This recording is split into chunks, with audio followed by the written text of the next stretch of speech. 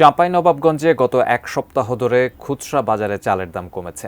ব্যবসায়ীরা বলছেন, একদিকে ধানের দাম কম, অন্যদিকে ভারত থেকে আমদানি হচ্ছে চাল, ফলে দাম কমছে বাজারে।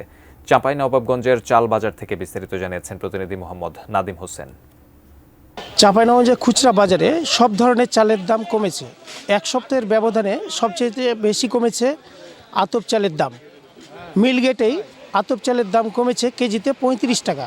এছাড়া মোটা চাল ২৯, স্বর্ণা ও মিনিগেটের দাম কমেছে স্থান ও মানভেদে ১ থেকে ৫ টাকা পর্যন্ত।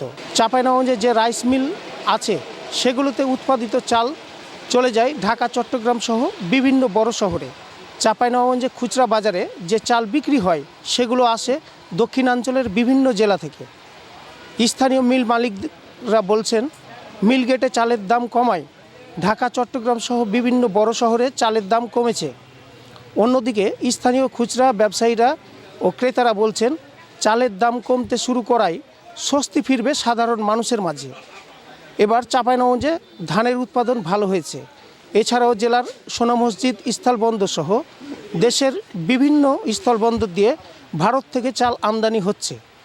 বাজারে চালের পর্যাপ্ত সরবরাহ থাকায় আপাতত দাম বৃদ্ধির কোনো সম্ভাবনা নেই বলেও জানিয়েছেন ব্যবসায়ীরা।